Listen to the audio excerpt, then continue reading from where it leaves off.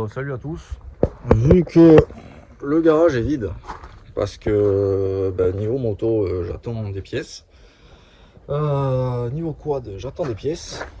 Bon, j'aurais bien un camion à faire, mais je vous avoue que j'ai pas envie. Du coup, je me suis foutu ça là. Parce que ça doit partir, ça devrait partir en peinture. Donc ça, c'est une caisse d'enfant terrible qui va servir à sauver une 106 Rallye qui a été accidentée. Et vu que je l'ai récupéré avec l'autre caisse, ça sert à rien de se faire chier à refaire celle-là. Bon, après, il n'y a rien de méchant, mais bon, suffisamment pour que le pare-choc se monte pas correctement, on va dire. Tu vois, quand même le filtre à huile il a pris dans la gueule, c'est que bon, voilà. Donc, niveau mécanique, faut mettre une batterie, ça démarre. Ensuite, niveau intérieur, de sûr, il manquait la moquette et l'isolant, du coup. Ouais, c'est direct la tôle. Donc j'ai les sièges avant, les garnitures arrière, les garnitures de porte. Bon, j'avais déjà démonté une porte, hein. On peut voir qu'il y a un fond de coffre, il y a le béquier, 2-3 conneries. Le pare-choc arrière, j'ai. Ensuite, du coup, le reste des pièces, on a. Bon, j'ai 2 tableaux de bord en tout, il y en a un qui est là, l'autre derrière, là-bas. Là. On a la banquette arrière qui a été bouffée par les souris, donc ce sera à regarnir. J'ai réussi à mettre la main sur une moquette bleue. Alors c'est pas une moquette de rallye, c'est une moquette de kid, donc normalement elle est moins épaisse. Mais bon, au moins elle est bleue, c'est déjà ça. Derrière, j'ai une aile, sachant que j'en ai trouvé une. Bon, on va rien voir. Est-ce que le coffre s'ouvre? Oui. Ça c'est une bonne nouvelle ça. Donc j'ai l'aile avant gauche, j'ai l'aile avant droite en neuf. J'ai une extension. Je devrais en avoir 4 en tout. Je ne sais pas où sont les autres. Je vois qu'il y en a une dessous. Bon, normalement, je les ai. Donc voilà. Le but, ça va être donc de préparer la voiture pour qu'elle parte chez le carrossier. Donc toutes les pièces de carrosserie soient montées, que tout ce que je ne veux pas peindre soit démonté. Donc tout ce qui est faisceau avant. J'ai déjà sorti tout le faisceau habitacle, tout ça. J'ai sorti le réservoir. La durée d'essence, elle va rester dedans. Faut juste que je regarde si je peux la déconnecter par ici. Je sais même pas où elle sort. Ouais, c'est déconnectable. Donc, donc je vais tout démonter, il reste plus grand chose, hein. Donc les durites de frein, Mastervac, maître cylindre, les durites de DA, je vais laisser la crémaillère dedans, comme ça il pourra la déplacer sans trop se faire chier. La tringlerie de boîte, et après monter les ouvrants, tout ça.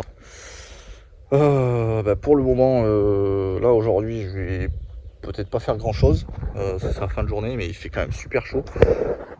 Le but, ça va être de refaire un inventaire du coup, parce que cette voiture, je l'ai depuis octobre. On est en mai, je crois. On est en mai ou en juin? Je ne sais plus. Bon, de toute façon, ça change tous les mois, c'est un peu chiant. Donc refaire un inventaire niveau carrosserie pour être sûr qu'il me manque rien. Bon, normalement, c'est bon. Et après, j'ai aussi du coup cette voiture avec la clim. Donc là, il y a des ouvertures qu'il va falloir boucher, récupérer les trappes sur l'autre. Ainsi que, bon, pour ceux qui ont compris, il y aura un morceau de tôle à récupérer. Voilà. Donc les trappes sont là, donc il faudra les récupérer. Un morceau de tôle à récupérer pour ressouder sur l'autre au niveau de la baie de pare-brise, histoire d'être en conformité avec la loi. On va pas dire ce qu'on va faire, bien entendu, sachant que pour le moment, du coup, j'ai plus de gaz pour le poste à souder. Donc voilà, pour le moment, on va pas pouvoir avancer très vite. Il y a aussi les charnières à modifier, parce que là, du coup, ça ressemble à une demi-lune. Alors que de l'autre côté, la butée est complètement différente. Ce qui fait que la porte, ouais, il y a ça aussi à revoir. La porte ne s'ouvre pas plus que ça. Donc en soi, ça pourrait suffire, mais bon, quitte à faire, autant faire bien. Donc voilà, un peu de boulot. Et après, du coup, une fois que ça sera fait, de toute façon, pour sortir les toiles, il va falloir sortir un moteur sur l'épave.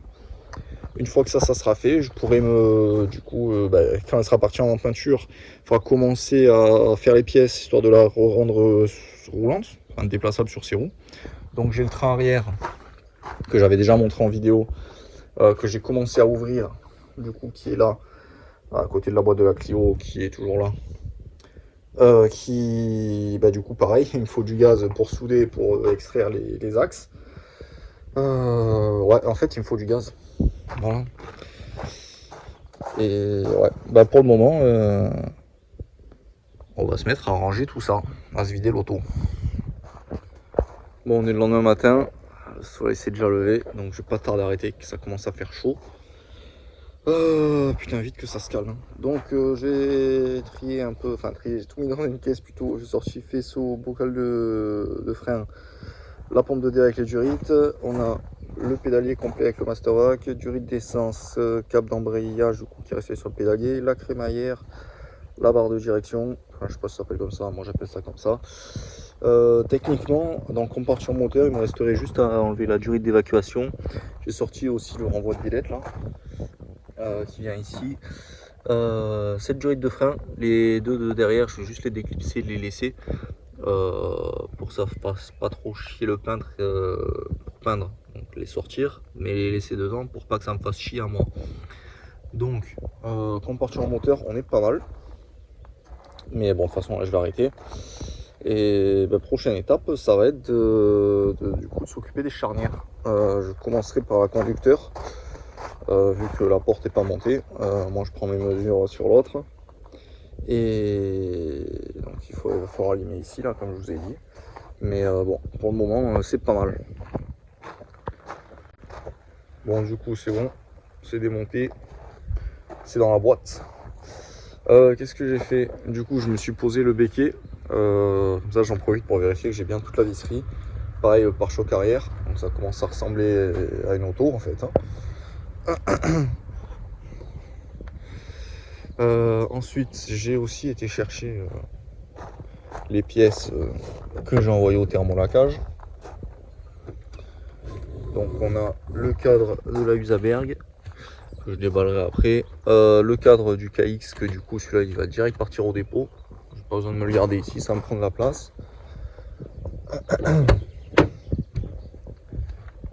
Les cerclages, pareil, donc noir brillant. Et on va se décharger ça. De toute façon, ça sert à rien que je vous montre de suite parce que du coup, pour le moment, je peux même pas avancer dessus. J'ai même pas les roulements de colonne pour le cadre. Enfin, donc, ouais, on va se mettre ça en place et on va se remettre sur la 106. Donc, la porte conducteur est sortie. Le but maintenant, ça va être de tailler du coup les charnières. Putain, ça m'a fait caguer. Pour que du coup le frein de porte corresponde à cette porte. Et on va se faire ça, hein. Bon, je vais pas vous montrer en accéléré parce que de toute façon ça sert à rien, il n'y a rien à voir à part des étincelles. Donc je vais me faire ça et on se retrouve après. Bon voilà où on en est. Donc la porte conducteur est montée. J'avais qui traînait dans la voiture, je l'ai mise dessus. Du coup pour vous montrer un petit peu le bourbier, j'en profitais pour vous montrer là où la voiture est le plus moche. En fait du coup j'ai recoupé ici, là je sais pas si on voit, parce que moi je vois pas sur l'écran. Du coup j'ai recoupé ici, comme ça quand j'ouvre en fait. On verra peut-être mieux de l'intérieur. Ça. Voilà. Du coup donc c'est vraiment le tirant qui fait l'arrêt. À savoir que du coup j'ai regardé sur la Xassi, parce que celle-là je suis sûr qu'elle est d'origine. Ça n'a pas été bidouillé. Et en fait c'est pareil. J'ai essayé de me rapprocher le plus possible. Alors c'est pas très beau mais bon il y aura des finitions à faire. Je sais pas si on arrive à voir. Mais voilà, c'est le même principe. J'ai les mains noires en plus, c'est génial. Ouais, donc j'y suis là, j'ai le cadre du coup que j'ai sorti. C'est le cadre du KX, ça. Donc voilà, poudré. Parce qu'on arrive à voir les paillettes un peu avec les reflets, je sais pas. Mais du coup, voilà, donc celui-là il va partir au local. Tout ça, ça va partir au local d'ailleurs. Là, du coup, je me suis trouvé un pare-choc avant d'occasion. Parce que j'en ai trouvé un neuf, mais j'ai pas les grilles ni le bandeau. J'en ai trouvé un d'occasion, il devrait arriver aujourd'hui ou demain, normalement. J'ai l'aile, je vais la monter, mais je me suis aperçu que sur cette caisse, j'avais la visserie pour l'aile gauche, je l'avais pas pour la droite. Donc est-ce que je l'ai sur celle-là? Ça n'a pas l'air. Et il va falloir improviser. Mais ouais, il faudrait presque en fait que je vide tout celle-là là, pour ce que je vois qu'il y a de la visserie un peu de partout dedans, histoire de faire un petit inventaire. Déjà j'ai les panneaux de porte et tout, ça c'est ce que je viens de démonter. Et puis même de toute façon c'est au 80 donc Voilà, pour le moment on en est là. Bon, je profite qu'il y a un petit peu d'ombre, parce qu'on est derrière le chêne. J'ai reçu le maître cylindre pour le quad. Donc c'est bon, c'est changé, c'est purgé. Il y a du frein. J'étais vachement emmerdé, ça se voit je crois.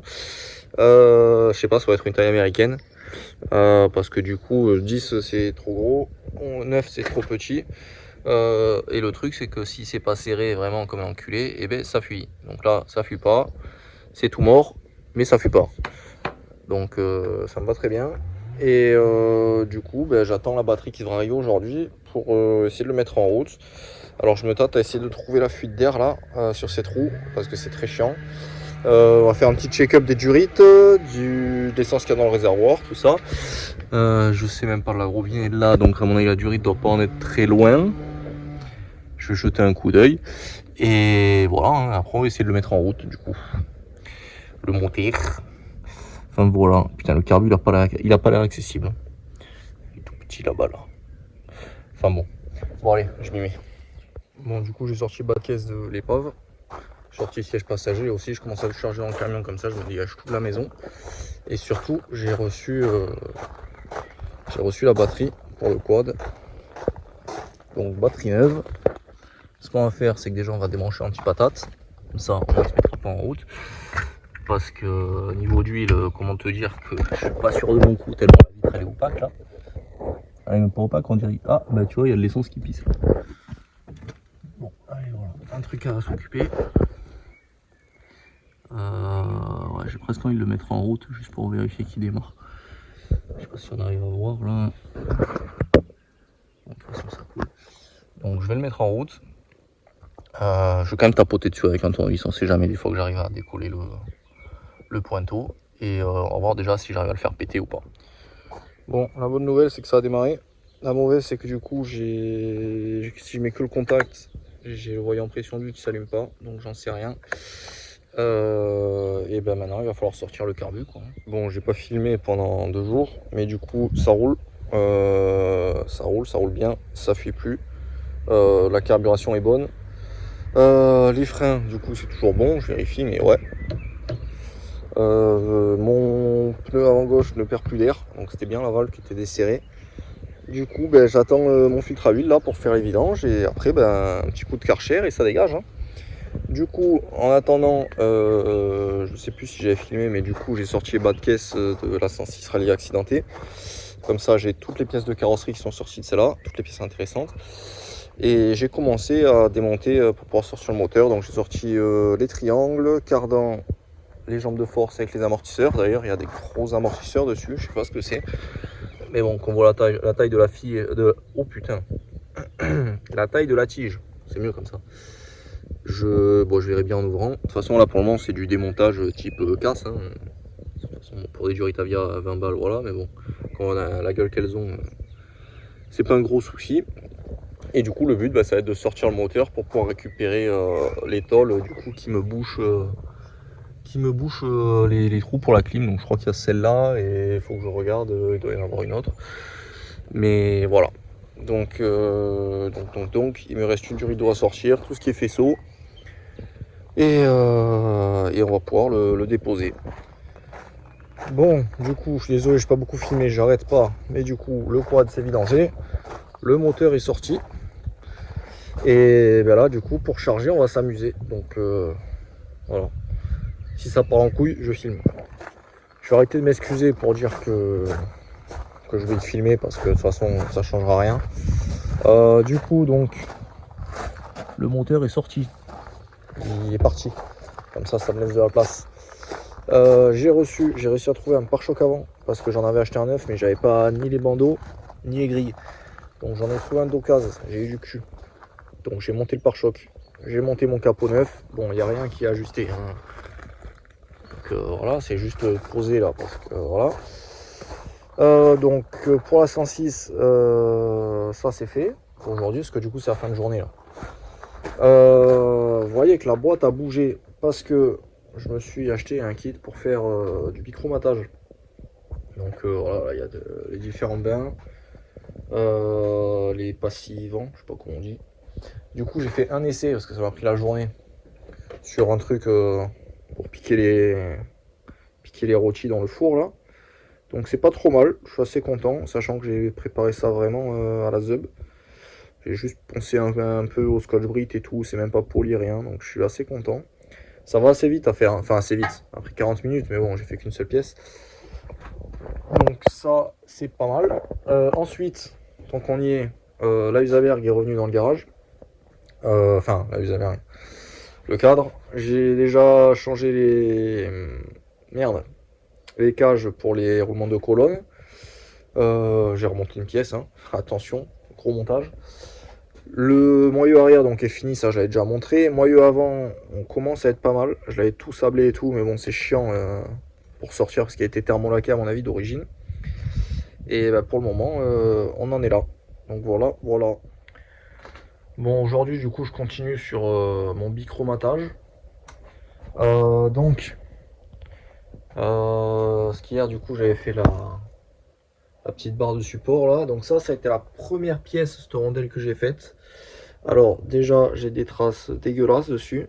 Donc bon, c'est pour moi, donc ça va rester comme ça. Je les ai trempés un peu trop longtemps je l'ai trempé un peu trop longtemps dans le jaune.